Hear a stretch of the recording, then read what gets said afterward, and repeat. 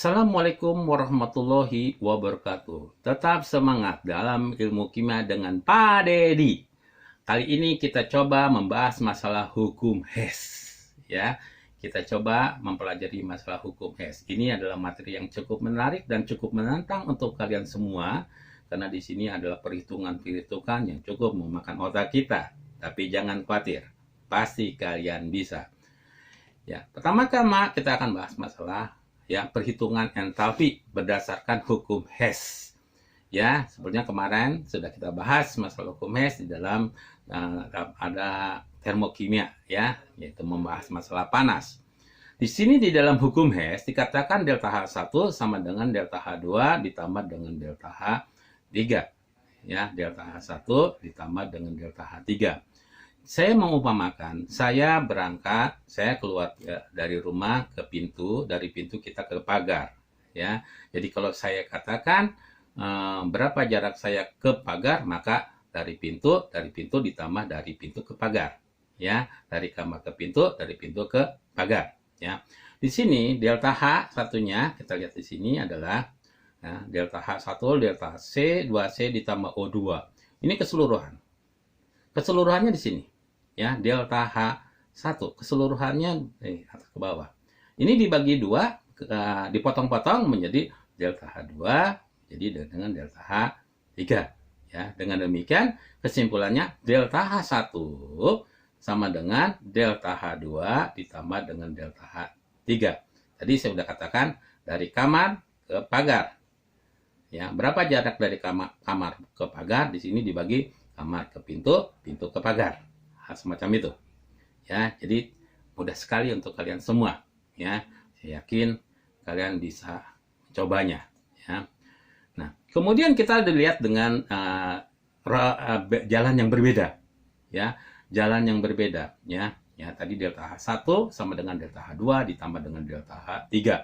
Kalau kita punya permasalahan di sini, kalau langsung ini delta H1 ini langsung ya sama dengan delta H delta H2 ditambah dengan delta H3 karena berhubung ya ini arahnya ya awalnya di sini akhirnya di sini tanda panahnya berbeda, maka kita berkewajiban untuk merubah tanda panah tersebut dengan arah ke atas ya. Kalau kita rubah arah ke atas, maka tandanya akan berubah. Tadinya misalnya adalah minus 100 kJ, maka dia akan berubah menjadi plus 100 kJ. Jadi berapa delta H1X ini? Tinggal tambahkan saja. Minus 398 ditambah 100. Berarti delta H1X dapat kita tentukan ya sebesar minus 298 kJ. Ya, nah di sini juga diberikan suatu contoh. Ya, ini secara langsung di sini. Ya, dia melalui tahap ke sini dulu. Nah, ini berlawanan. Maka dirubah. Tadinya minus 890, maka dirubah menjadi plus 890. Jadi polanya yang atas sama dengan yang di bawah. Jadi kita berkewajiban untuk menentukan keadaan awal dulu dan keadaan akhir. Baru nanti kita tentukan tanda panahnya seperti apa. Untuk lebih jelasnya kita coba dengan soal contoh lah. Ya, contoh untuk bagaimana menentukan delta H reaksi berdasarkan hukum Hess. Ini ada suatu soal. Tentukan panas pembakaran karbon monoksida bila diketahui C ditambah O2 menjadi CO2, delta H1 sama dengan minus 394 kJ. Ya, kita anggap ini adalah persamaan pertama. CO ditambah setengah O2 menjadi CO2, delta H2 sama dengan minus 284 kJ. Ini kita persamaan 2.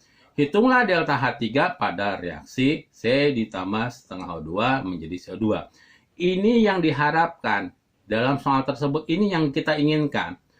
Kalau kita inginkan hal semacam itu, pertama-tama kita lakukan adalah kita cari ya sesuatu yang spesifik.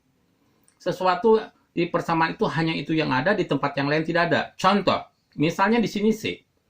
Ya, C, ya. C itu inginnya ada di sebelah kiri, di sini tidak ada C. Ini spesifik milik dari persamaan pertama C ini. Ya, C ini ya ingin di sebelah kiri. Nah, ini udah sesuai dengan sebelah kiri. Kemudian CO, ya di atas nggak ada CO, jadi spesifik untuk persamaan 2 adalah CO. CO ini ada di sebelah kanan. Keinginannya ada di sebelah kanan, disesuaikan dengan keinginan. Maka tentu saja ini kita akan balik. Nah, akan lebih jelas lagi, kita lihat di sini. Di sini dikatakan, cari unsur atau senyawa yang khas dalam hal ini C dan CO.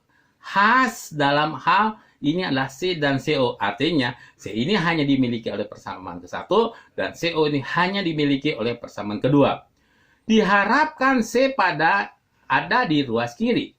Diharapkan C ada di ruas kiri. Sesuai dengan persamaan 1 bahwa C ada di ruas kiri. Jadi tidak mengalami suatu perubahan apa-apa. Kemudian kita lihat lagi di sini, ya. Diharapkan CO ada di ruas kanan, tetapi dalam persamaan 2 ada di ruas kiri. Ya, oleh karena itu dibalik reaksi berada di ruas kiri ke ruas kanan, begitu pula sebaliknya. Reaksi yang berada di ruas kanan ke ruas kiri dan delta H2-nya tadinya negatif menjadi positif. Kita tukarkan posisinya dengan memutarkan posisinya yang kiri ke kanan, ya, yang kiri ke kanan, yang kanan ke kiri. Maka delta H-nya berubah, tadi negatif menjadi positif, ya. Nah, kemudian ya kita coba jumlahkan. Nah, kita jumlahkan. Tadi kan sudah diputar nih, maka jadi positif, ya. Kita jumlahkan, ya. Kita jumlahkan. Kemudian kita coret-coret di sini, ya. Ini CO2 nih salah nih, soalnya nggak ada nih, ya. Berarti habis, CO2-nya habis. O2-nya gitu kan, di sini setengah, di sini 1. Ya, jadi 1 dikurangi setengah berarti tinggal setengah. Nah, kita turunkan C ke sini, O-nya tinggal setengah kan? Jadi turun ke sini, kemudian ini CO-nya hilang, setengah O-nya hilang, CO-nya 2 di sini. Ini sesuai dengan apa yang diharapkan. Hasilnya kita jumlahkan 284 dikurangi 394 minus 110 kJ. Ya, jadi persamaan, jadi jawabannya bisa kita tentukan hal semacam itu. Ya, ataupun kita bisa dapat juga dengan menggunakan suatu rumus bahwa delta H3, ini delta H3 itu sama dengan delta H, ya. Delta H1 ditambah dengan delta H2. Nah, polanya sama saja menjadi 110 kJ, ya. Kita coba contoh yang lain di sini, ya. Contoh yang lain di sini adalah masih berkenaan dengan hukum Hess, ya, masih berkenaan dengan hukum Hess. Ya, ini kita coba dengan 3 persamaan tersebut, ya. Keinginannya apa gitu kan? Keinginannya itu adalah MO itu ada 2, ya, ada 2 gitu, ada di sebelah kiri. Nah, kita lihat spesifiknya mana nih? Oh, di sini ada spesifiknya adalah MO di sini. Ya, yang ini spesifiknya apa nih di sini gitu kan? Ya, spesifik di sini adalah apa? Ya. Nah, M3O4 spesifiknya di sini. Ini apa spesifiknya? M2O3. Nah, sini ada ditentukan 4MO2, maka perlu 4. Maka yang ini, yang pertama dikalikan, reaksinya dikalikan dengan 4. Kalau dikalikan dengan 4 menjadi 4MO2, 4CO2, 4MO dan 4CO2. Ini dikalikan, ya. Kemudian berikutnya, nah, berikutnya di sini adalah M3O4CO3MO, ya, 3MO dengan CO2, ya. Caranya adalah, ya, acaranya adalah ini reaksi ini dibalik, kita dibalik ke sini, ya, ya, dibalik, ya. Kenapa kita balik hal semacam ini, ya, supaya M3O4-nya ini akan kita, ya, berada di sebelah kanan, ya. Maka kemudian dikalikan dengan 2, ya. Kita kalikan setelah dibalik, kita kalikan dengan 2. 2 kali MO menjadi 6.